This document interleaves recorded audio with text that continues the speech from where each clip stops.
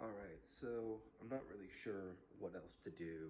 I just got my phone and it hurts my thumbs to type stuff out that's too long, which is actually why I started making videos because it's easier to just fucking talk to my phone, get it out of the way. Yes, that's me being winded, and that's what this is all about. Uh, I was sure I was one of the people who got hit. You know, you hear about people with the long term breathing issues who had COVID, but they weren't really struck hard initially. And it was always a little confusing to me because there was never a fever, there were never really aches and pains or chills or anything like that. But I did, I take kratom, so I didn't know if like maybe that, you know, like overrides the lethargy or whatever. And I'm just feeling the respiratory stuff. But and like it's been 9 months. Like we're getting close to 10 months now. Magnum is like this is a daily thing. Mucus on the chest. Uh, Drinking hot coffee constantly, and kind of going like that. But it's where's it at? I have this thing that I breathe in and out of. Well, I can't just say that and not do it. I'm sure. Ah, here we go. This thing. And depending on how you screw it, that's the amount of air resistance and you build up. You can strengthen your lungs that way. But anyway, I'm just going to get to it. If there's truly no COVID connection, I was just looking stuff up, and COPD fits like a glove, unfortunately. Um, I heard it can start like in your 30s to 40s. I'm 39, and peak around 50 to 70. I don't really know, which is why I'm making this, because I'm kind of at a loss. Does anyone out there have it? COPD, have they been living with it for a while? And if so, what's your experience? I guess I'm going to post this to YouTube, or leave links maybe on some forums. And you know, if this sounds familiar, maybe just help me out. Because you mentioned breathing problems right now.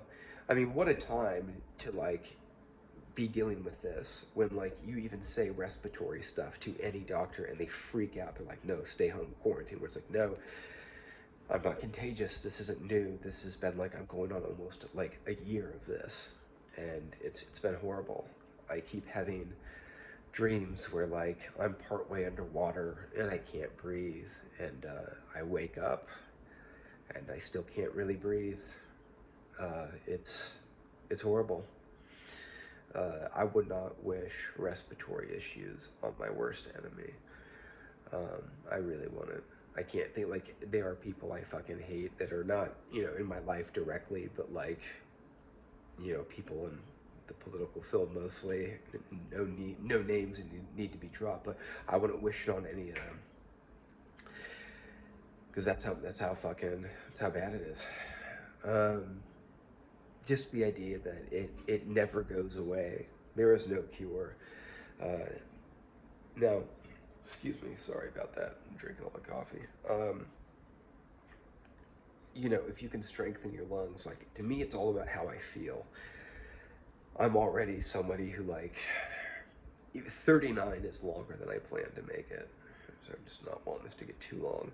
Like I thought, like when people would talk about like even living past 30, I would like scoff at them, like, ha, are you fucking and believed it with every fiber of my being. So, you know, I hit 40, I've, hit old age. To me, that's the way that I've lived. I kind of, and now I'm in a situation I did not plan for, because I, traveled, did a lot of things, and just lived like I was going to die tomorrow, and then it didn't happen.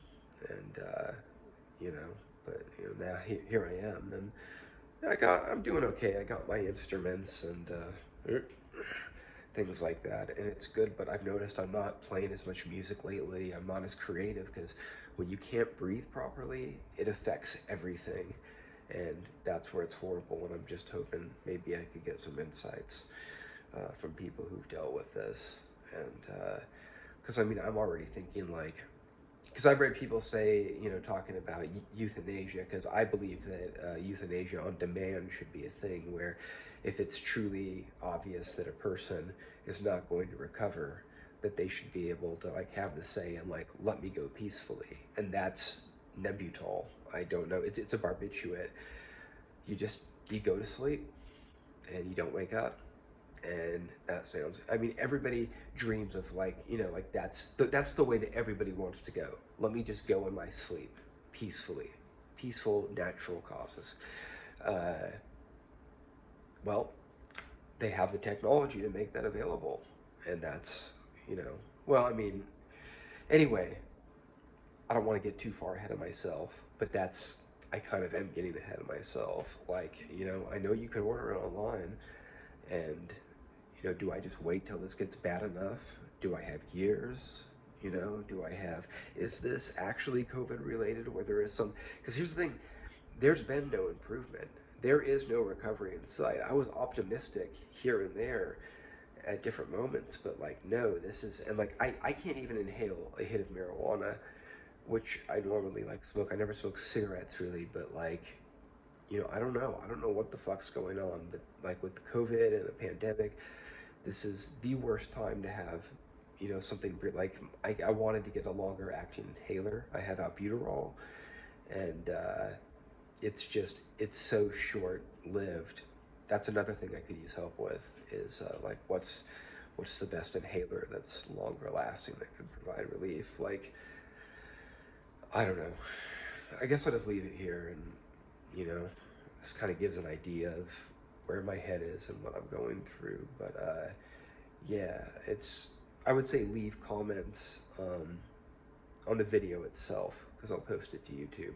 Usually when I post something to like Reddit or forums or things like that, I don't actually check those comments, and I think that people, maybe they think that I'm being just an asshole, but I'm not. I like to interact on the video itself. So please do that if you're familiar with any of this. And I guess I'll just have to keep taking it day by day. And